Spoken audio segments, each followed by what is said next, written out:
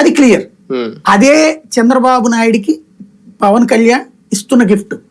తద్వారా ఇప్పటి యువతరాన్ని, ఓ 25 ఏళ్ల ఈ యువతరపు ఆలోచనని తీసుకెళ్లి తను ఉంటే తన రాజకీయం తను చేయకపోతే చంద్రబాబుకి వీళ్ళందరూ పనిచేసి పెట్టారు. జనసేన తీసుకెళ్లి టీడీపీకి తాకట్టు పెట్టేశారనే డౌట్ ఆ పార్టీ నాయకుల్లో సైతం రేజ్ అవుతుంది. 21 స్థానాలకు ఎప్పుడైతే తగ్గించుకున్నారు, మీ మీద ట్రోలింగ్ బిగిన్ చేస్తారు, జాగ్రత్త.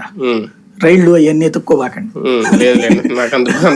అంత ధైర్యం లేదు. ఎందుకంటే బేసిక్ గా ఆయనకి పార్టీని, అంటే ఎవడైనా సరే ఒక లీడర్ అనేవాడు.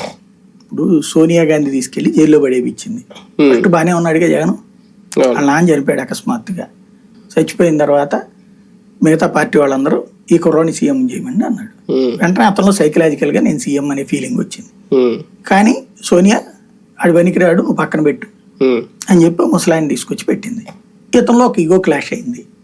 ఒరిజినల్ వాస్తవం ఇది, మనం కరెక్ట్ గా అబ్జర్వ్ చేస్తాం. అంతకుముందు ఉండకపోవచ్చు నేరేషన్, నేను సీఎం అవుతానని అతనికి ఉండడం. బట్ ఎప్పుడైతే నన్ను ఇంతమంది ఎమ్మెల్యేలు ఆదరిస్తుంటే మధ్యలో తీసుకొచ్చి పెద్దగా పట్టించుకొని రోసేకి ఎట్లిస్తారన్నట్టు ఫీలింగ్ వచ్చింది.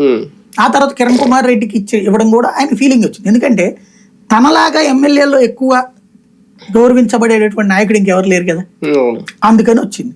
అప్పటి నుంచి తను ఒక పార్టీ అంటే ఒక లీడర్గా ఎమర్జ్ అవ్వాలనుకున్నాడు. ఎమర్జ్ అవుతాం అనుకున్నప్పుడు ప్రథమ దశలోనే తొక్కేయడానికి అతని మీద బెదిరింపు ఇవన్నీ అయింది. బయటకు వచ్చి పార్టీ పెట్టుకున్నాడు.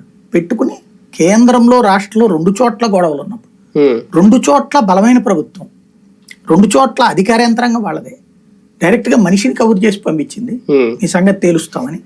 అయినా జైలుకి వెళ్ళడానికి సిద్ధపడి అతను నేను సీఎం కావాలి అనేటువంటి దాంతో చేశాడు.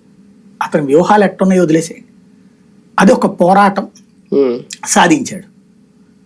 పవన్ కళ్యాణ్ అప్పుడు ఏమవ్వాలా, అదేంట్రా రాష్ట్రాన్ని అడ్డకోలుగా విడదీశారే, మొన్న ఏమో తీసుకెళ్లి పార్టీని అక్కడ విలీనం చేసేసాడు.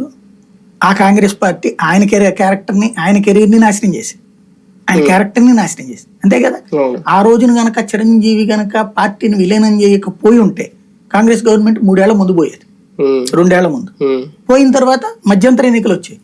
అప్పుడు తెలంగాణ కావాలా వద్దన్నదా